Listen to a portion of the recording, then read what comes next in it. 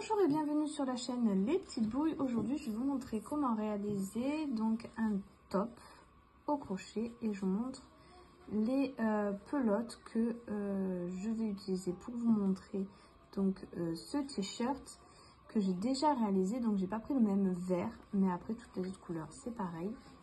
Donc les pelotes que j'utilise, c'est des pelotes aquarelles, donc c'est du coton. C'est une pelote 2,5, 3,5 et moi je vais utiliser un crochet numéro 3,5 pour que ça soit bien souple. C'est des pelotes de 50 grammes et de 125 mètres. Alors après, le nombre de pelotes va varier selon la taille que vous allez faire. Donc je vais vous montrer un peu les tailles qu'il faudra calculer par rapport à la personne à qui vous voulez les faire. Il vous faudra également des marqueurs, un ciseau et une aiguille pour cacher le fil et faire les quelques coutures qu'il y a à faire. Donc voilà mon t-shirt, mon débardeur. Donc ça c'est le derrière, le devant il est simple.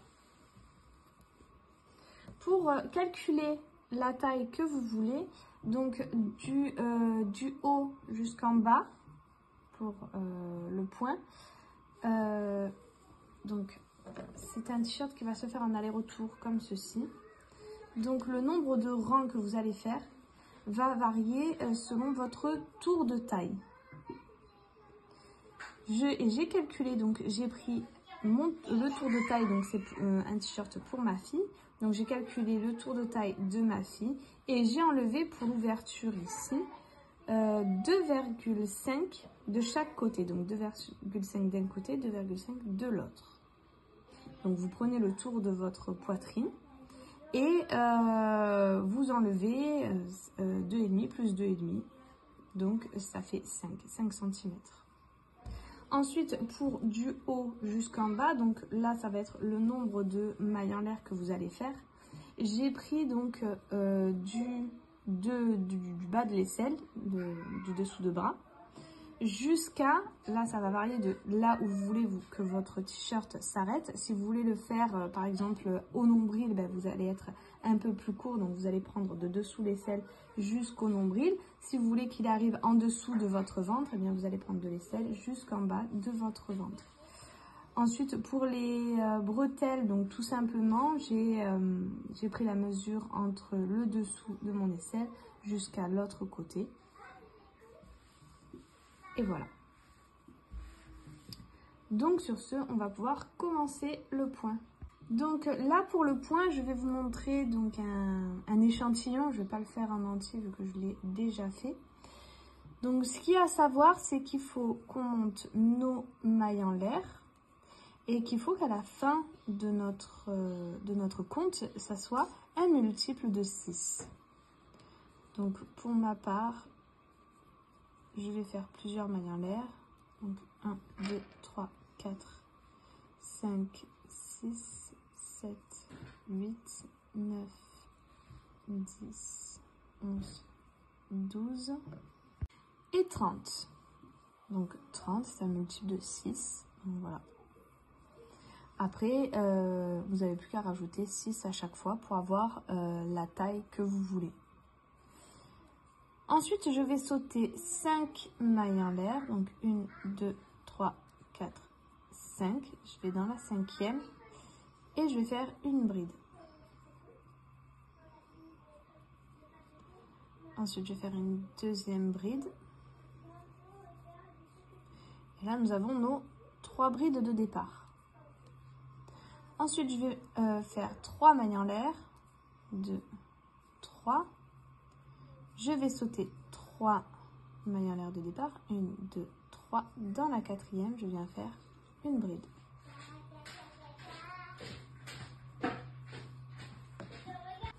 Dans la prochaine maille, je reviens faire une bride. Dans la prochaine maille, une 3e bride. Voilà, j'ai fait 3 brides. Maintenant, je vais répéter ça. 3 mailles en l'air. Je saute 3 mailles. Dans la 4e, je viens refaire 3 brides. une, dans la maille suivante,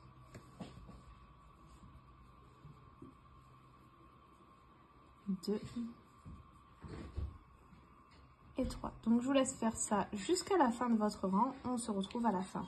Voilà, donc on arrive à la fin. Je viens piquer dans ma dernière maille et faire une bride. Et je finis pas ma bride puisque je vais changer de couleur.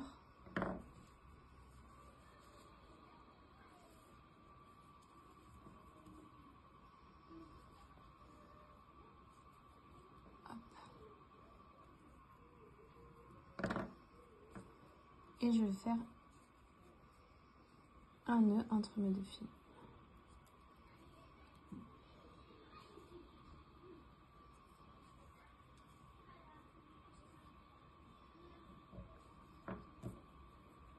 Ensuite, je vais continuer donc avec mon fil vert. Je vais monter 4 mailles en l'air.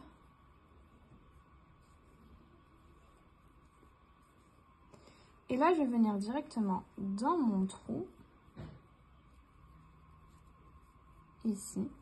Et je vais aller chercher mes mailles en l'air que je n'ai pas travaillées. Donc les 3 mailles en l'air que j'ai sautées.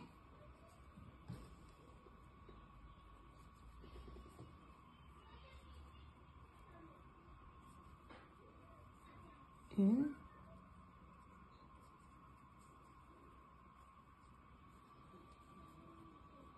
Deux.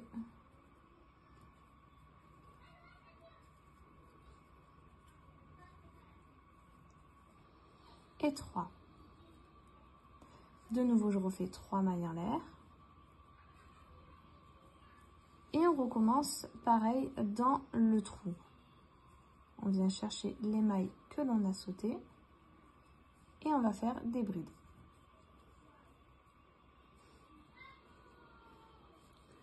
Une. Deux. Et 3. 3 mailles en l'air. Et on va répéter ça jusqu'à la fin du rang. J'arrive à la fin de mon rang.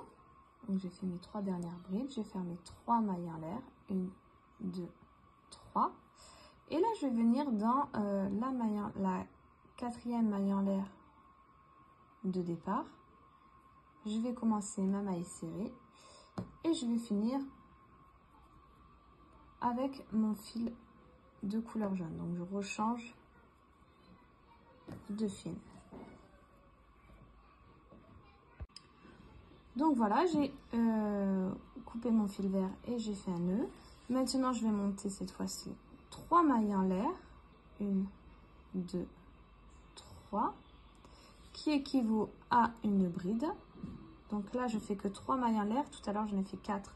Tout simplement parce que je saute mes rangs, mon petit paquet de 3 brides. Et là, je viens directement faire une bride. Donc, je fais 3 mailles en l'air. Et je commence par mes 2 brides. Du coup, vu que j'ai fait 3 mailles en l'air et qui équivaut à 3 brides. 1,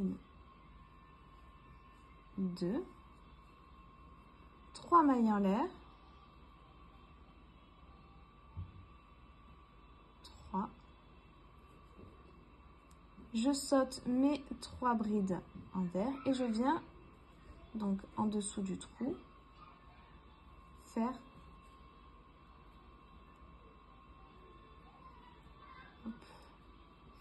faire mes 3 brides. Donc je viens juste au-dessus de mes 3 mailles en l'air et je prends les mailles juste en dessous qu'on a sautées. 2 et 3. Ensuite, je recommence 3 mailles en l'air. Et je refais mes 3 brides en dessous de mes 3 mailles en l'air.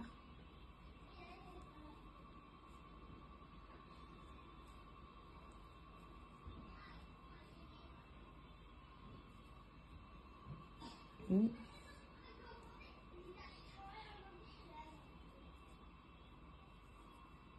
2 et 3. de nouveau 3 mailles en l'air, 3 brides en dessous des 3 mailles en l'air sur les brides du rang violet,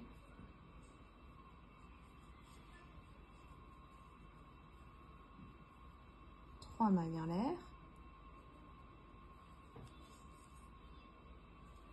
et là je termine sur mes 3 bols. Hop. 2 et les derniers, donc c'est nos mailles en l'air de départ qui équivaut à une bride. Donc là je termine pas ma bride, on va changer de couleur comme on a fait sur le violet. Donc là, le changement de couleur se fait sur la bride. On va recommencer, donc pour ce rang-là, vu qu'on commence en sautant nos brides, on va faire 4 mailles en l'air. 3 brides sur les brides du rang précédent, donc les brides du rang vert. 3 mailles en l'air, des brides sur les brides du rang vert, 3 mailles en l'air, etc. Et quand on arrivera à la fin, on fera sur notre 3e maille en l'air de départ, comme si on commençait une maille serrée, on changera de couleur en finissant notre maille serrée et on recommencera donc par nos mailles en l'air, etc., etc. J'ai terminé mon rectangle, voilà ce que ça donne. Donc, comme je vous l'avais dit, c'est une taille enfant. Donc, pour ma fille, elle a 6 ans, elle met du 8 ans. Donc, cette taille-là que je fais, ça serait plus du 8 ans. Donc, elle, tour de poitrine, elle faisait 55 cm.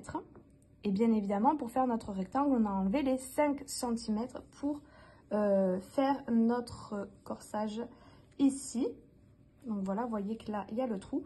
Alors, ensuite, je vais vous expliquer comment j'ai calculé pour replier. Donc, c'est très simple parce que le tour de taille est 55 cm. Pour avoir le devant, j'ai divisé par 2. Donc, j'ai trouvé 27 cm, il me semble. Donc, 27 et demi, j'ai oublié la demi. Donc, ça me faisait 27 et demi. 55 divisé par 2, donc le devant plus le derrière, ça me faisait 27 et demi. Pour calculer ces deux parties, donc le derrière, ici, nous avons 27 et demi. Pour le calculer, comme on a un trou ici, pour calculer combien fait cette mesure-là et cette mesure-là, donc j'ai enlevé mon trou. Donc 27 et demi moins 2. Ça m'a fait 25 et demi, 25,5.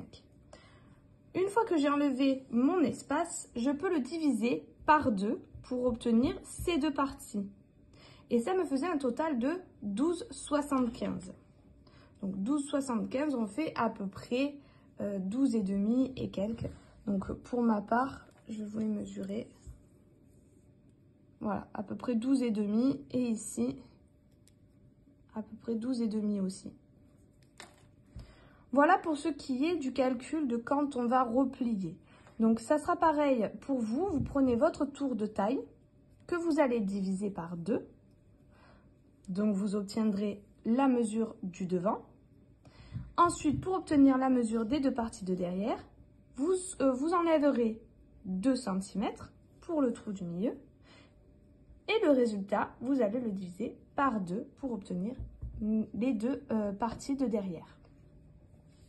Une fois que ça est calculé, on va pouvoir venir faire notre lacet derrière. Pour le faire, c'est très très simple. J'ai pris un fil donc et je suis venue faire des mailles chaînettes. Donc pour commencer, je viens faire un nœud sur mon crochet. Et là, je viens faire que des mailles en l'air. Alors, il va vous falloir beaucoup de mailles en l'air. Pour ma part, je vais en monter 300. Et lorsque ça sera fait, je vous montrerai le résultat. Voilà, donc c'est fait. Ça me donne un long fil. Mais au moins, je peux faire une anse au bout et faire un joli nœud. Donc, j'ai plus qu'à l'enfiler dans mes trous qui sont préfaits. Vous voyez, ici, ici. Donc, je vais l'enfiler et je vous montrerai le résultat. Petite chose en plus que je vous ai pas dit tout à l'heure, c'est que bon, ça après vous pouvez le faire après, il n'y a pas d'obligation de le faire tout de suite. Mais moi j'ai fait un tour en maille serrée ici, donc je suis venue cacher tous mes fils, c'était très long. Et ensuite pour bien cacher tous mes nœuds, j'ai fait un petit tour de maille serrée, donc simplement en faisant un nœud sur mon crochet, je me rattache au bout et j'ai fait que des mailles serrées sur tous les rangs. Au-dessus, pareil, comme ça fait une jolie finition et je trouvais ça beaucoup plus sympa pour le rendu. Voilà donc ce que ça donne. Alors j'ai fait exprès de faire un peu plus large en haut que en bas parce que je trouve que ça rend très très bien, c'est très joli comme ça. Donc je vous montrerai des photos portées pour vous montrer comment ça rend. Et ensuite donc on va venir faire nos manches. Pour ma part, j'ai pris un t-shirt que ma fille avait et je me suis reportée à l'emplacement donc des manches sur mon t-shirt. Donc c'était un petit débardeur. Et du coup, j'ai trouvé ça. Donc, je vais vous le mesurer. À partir du bout, j'ai 5 cm et demi. Donc, bien évidemment, je prendrai la même mesure de l'autre côté. Et on va commencer donc notre manche à partir de là. Alors, pour la manche, je vais faire un nœud sur mon crochet.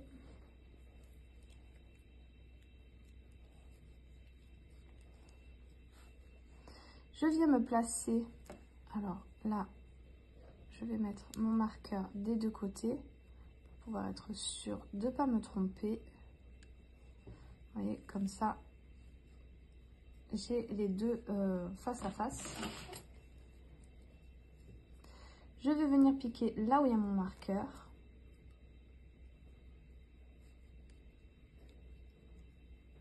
Et faire une maille serrée.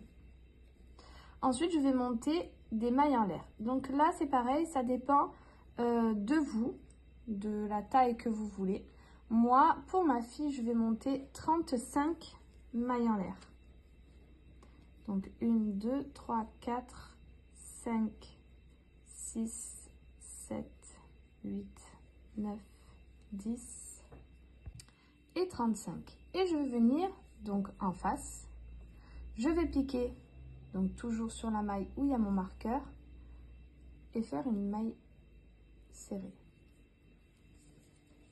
Hop, je tourne. Je viens faire donc dans la maille qui suit ici vers le bout une maille coulée. Je fais une maille en l'air et là je vais revenir, donc je peux enlever mon marqueur comme ce sera beaucoup plus simple.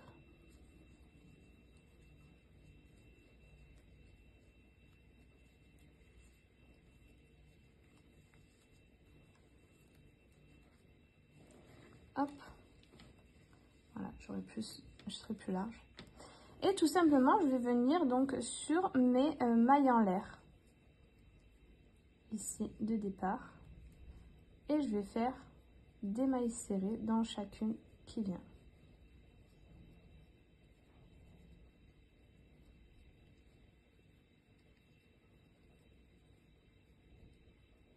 Donc au total, je vais faire 35 mailles serrées.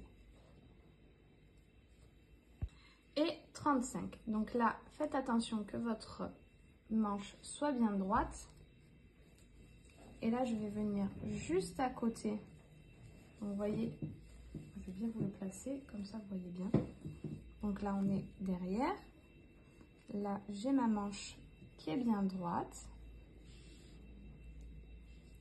Et je viens, donc là, on a les lacets. Je viens vers le bout ici. Et je vais prendre ma maille là. Et faire une maille coulée. Ici, je vais faire une deuxième maille coulée.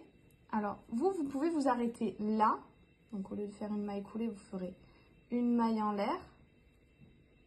Et vous couperez votre fil. Moi, je vais faire un deuxième tour. Donc, dans la maille qui suit, je viens faire une maille coulée. Une maille en l'air. Et là, je vais reprendre mes mailles serrées ici. et je vais refaire des mailles serrées.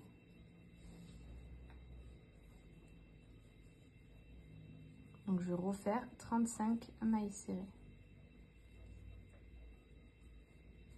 Voilà, donc j'ai terminé mes 35 mailles serrées. Voilà ce que ça donne. Donc j'arrive à la fin.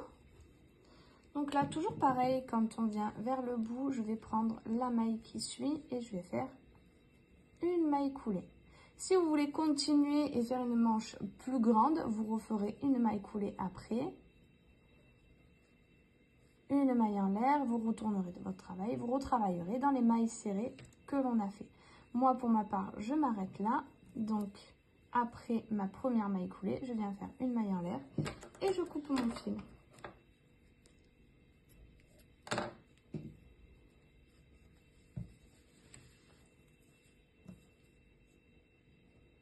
Voilà, donc j'ai terminé mes manches. Donc là, si vous voyez que c'est pas bien en face, c'est tout simplement parce qu'ici, je suis venue faire plus large. Donc forcément, ça a un peu décalé.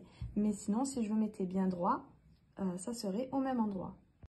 Donc voilà, nous avons terminé. On a caché nos fils, on a fait toutes nos petites parties. J'espère que cette vidéo vous aura plu. Si c'est le cas, n'hésitez pas à liker, à vous abonner. N'oubliez pas la petite cloche en haut à droite pour pouvoir être au courant des prochaines vidéos. N'hésitez pas également à partager, à commenter. J'aime bien savoir si ce genre de tuto vous plaît. Parce que d'habitude, je fais beaucoup d'amigurumi. Là, en ce moment, vu que c'est l'été, je fais un peu plus de t-shirts. Donc, savoir si ça vous plaît, si vous en voulez d'autres. Voilà. N'hésitez pas également à aller faire un tour sur mon Instagram, les petites bouilles, pour pouvoir voir donc plusieurs photos de ce t-shirt, des autres créations que j'ai déjà réalisées et qui sont sur ma chaîne YouTube, et des futures créations. Donc je mets souvent des photos de mes en cours, de ce qui va apparaître, surtout en story. Voilà, donc n'hésitez pas à aller faire un tour pour pouvoir être au courant des prochaines créations. Sur ce, je vous dis à très vite pour un prochain tutoriel.